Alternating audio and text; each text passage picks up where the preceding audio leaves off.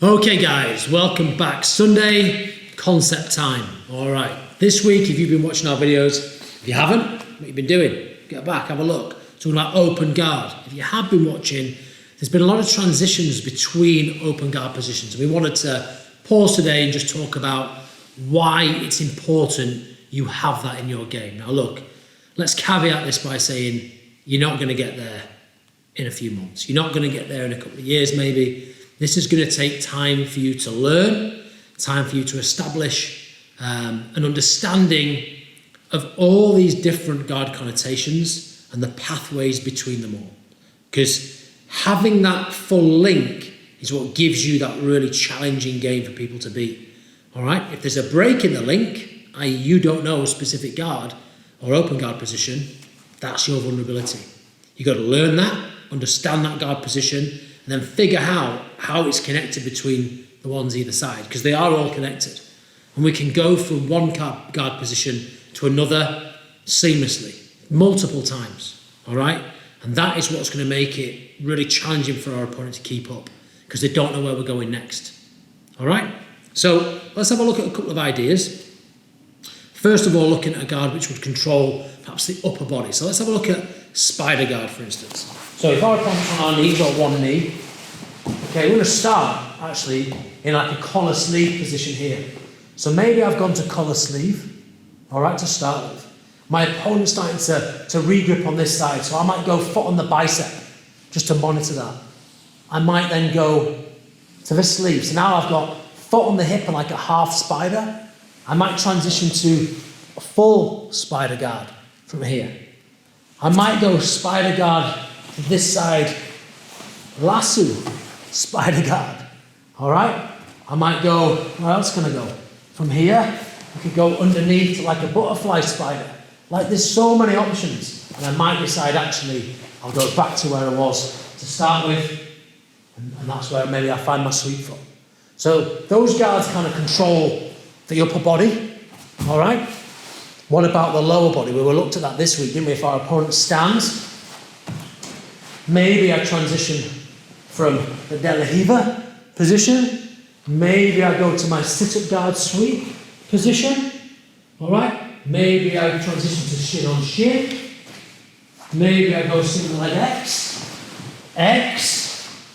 There's so many different options, all right, guys? You've got to have, maybe I go back. You know, you've got to be able to go back as well. All right, maybe I abandon this position, come all the way through to here, come back through. That's fine as well. All right, we could go reverse De La Riva, spider, like whatever you want to do. You've got to have somewhere to go. And you've got to be transitioning between all these positions, because your opponent is not a static target.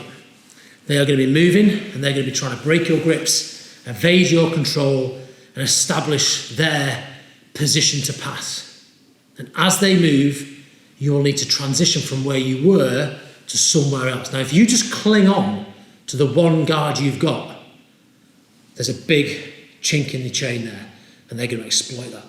All right, so for an example, if I am in spider guard with my opponent, and Coach T does a good job of breaking these grips, if I don't transition at this point, he's going to pass. If all I know is spider guard, and I'm hanging on trying to get these grips back in, it's only a matter of time until, just pass mate, how do you want to pass? He passes my guard, right? That's going to happen.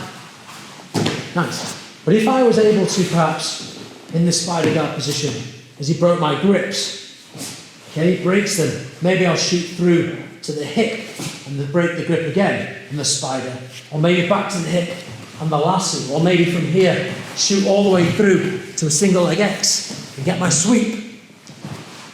However you want to do it, you can do it. It's entirely your game, man. And this is your jiu-jitsu, right? You've got to learn the guards you want to play, however you want to play it, but you've got to have the transitions in between nailed down. You can only learn and get better at this stuff through rolling. You can drill all day, you can't predict how he's going to move in a roll. So my advice to you would be, yes, drill the transitions, but you've got to roll, man. You've got to be doing specific training where he's trying to pass your spider guard or your lasso guard or your butterfly guard, and you are transitioning to different positions. Don't always go for the sweeps, because whilst we want the sweep, we're not practicing the transition. So you've got to get this sweet spot, right, where we're working on the sweeps, but at the same time, we forego a sweep to transition to a different guard position we're trying to work on, right? And you've got to try to do all of that. It's going to take time. It's going to take a lot of time and a lot of commitment to be able to be fluent in all those positions, but you can do it, right? So the key take home today is practice as many different guard positions, understand their strengths, understand their weaknesses, understand it from both your point of view as the guard player and your opponent's point of view from the guard passer, and then understand and focus on the links, the transitions between all of those guard positions, because you have to have them. If there's no link and there's a break in the chain, that's going to be exploited by your opponent, and that is where they'll pass. All right, guys? Hope you enjoyed it. There's a lot to think about there. Don't worry. Jiu-Jitsu is supposed to be a lifetime of learning. All right? You're not going to get all this in 1 week or 1 year or a few years. But stick to the process, practice your positions, and you will have an awesome jiu-jitsu game one day. I believe in you. Take care. See you next time.